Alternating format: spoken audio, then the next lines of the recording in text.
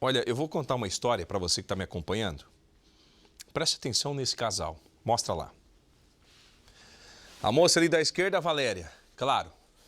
Do lado direito, o homem, que é o Paulo.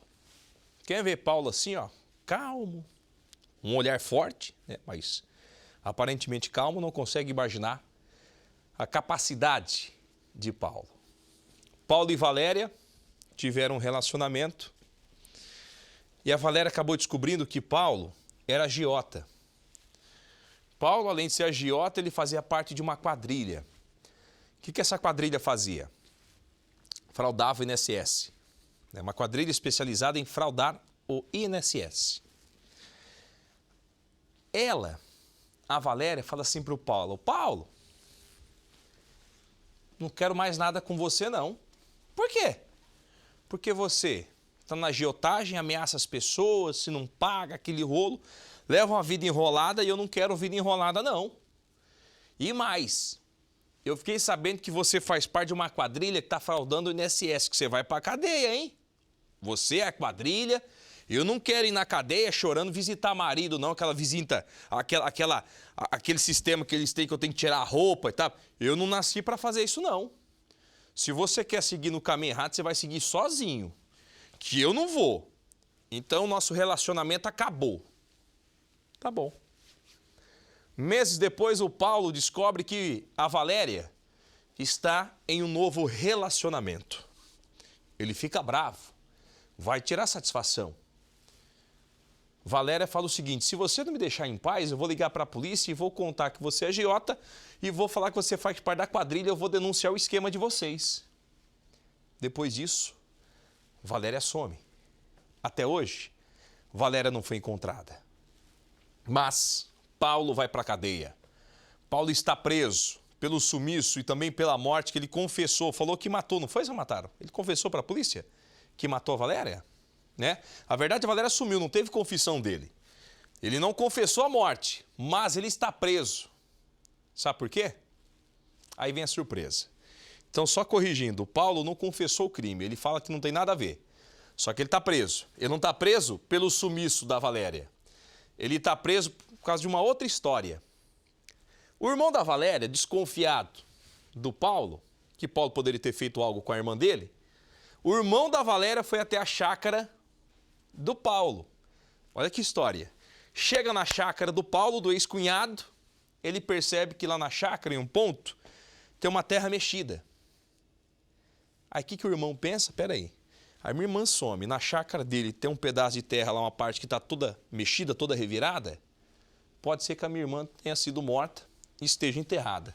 Começa a vasculhar o local, a polícia é chamada e descobre naquele ponto um corpo, acha um corpo, só que o corpo não é da Valéria.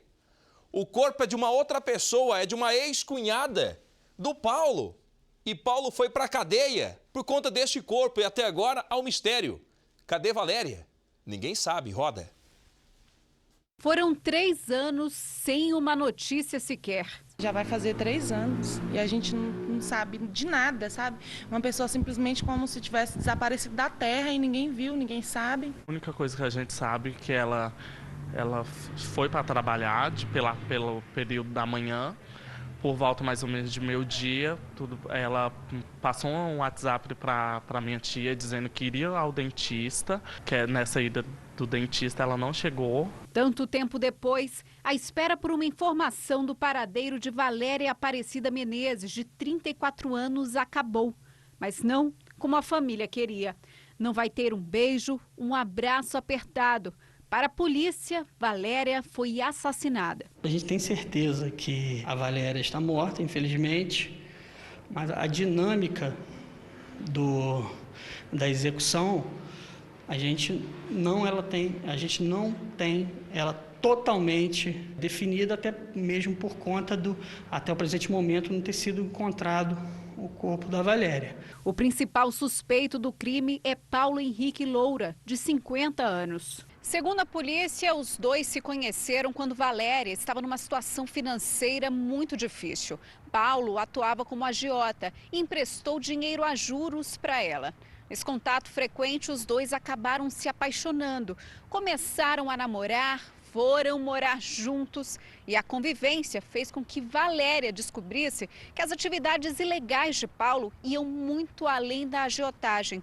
Ele também mantinha um esquema criminoso de fraudes no INSS. E foi essa informação que fez com que a polícia desvendasse toda essa história. De acordo com as investigações, por meio da falsificação de documentos, como atestados médicos, Paulo conseguia benefícios. Valéria, por exemplo, estaria recebendo um auxílio-doença, mesmo sem nenhum problema de saúde. Paulo ficava com parte do dinheiro.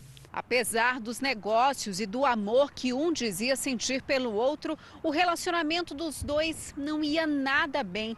Paulo tinha um ciúme excessivo, o que incomodava e muito Valéria.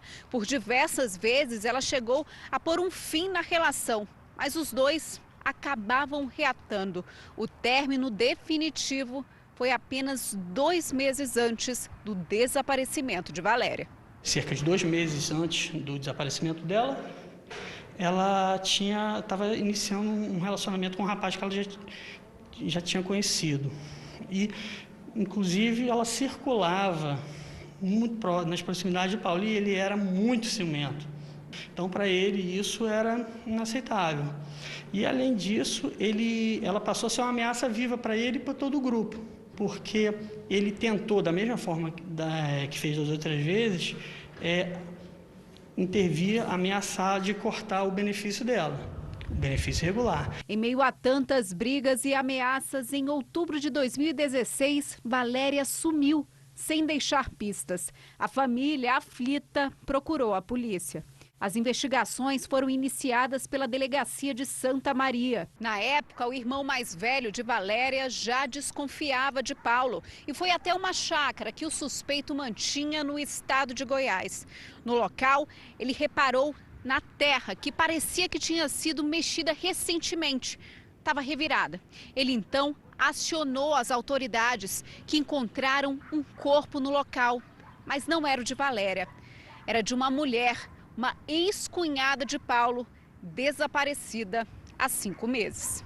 Paulo foi preso pelo crime, julgado e condenado. Mas e Valéria? Onde estava?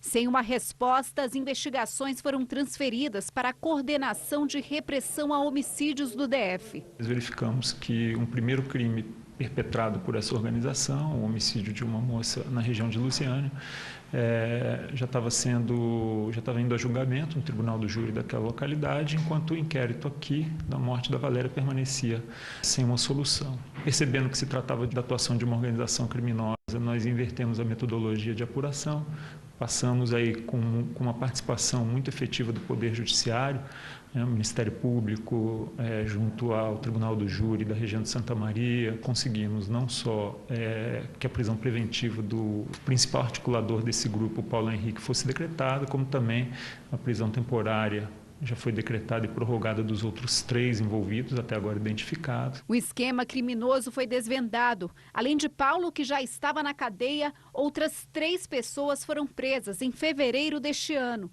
Todas da família de Paulo.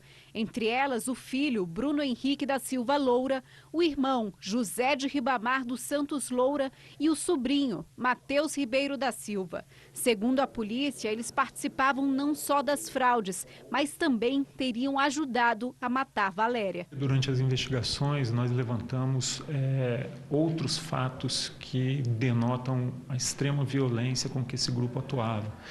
Eram ameaças contra pessoas que foram beneficiadas pelas fraudes e não pagaram o que era exigido pelo grupo. Um dos exemplos, por exemplo, é o próprio genitor da Valéria. Ele foi alvo dessas ameaças. O trabalho ainda não acabou. Nós esperamos que haja decretação da prisão preventiva de todo o grupo, ainda nas próximas semanas. Já as fraudes do INSS estão sendo investigadas pela Polícia Federal. Mas como diminuir a dor de uma família que ainda sofre pela ausência de Valéria? A gente deseja muito encontrar o corpo da Valéria, até mesmo para dar um alento à família, poder enterrar, se despedir nela, botar um ponto final ao sofrimento e seguir adiante.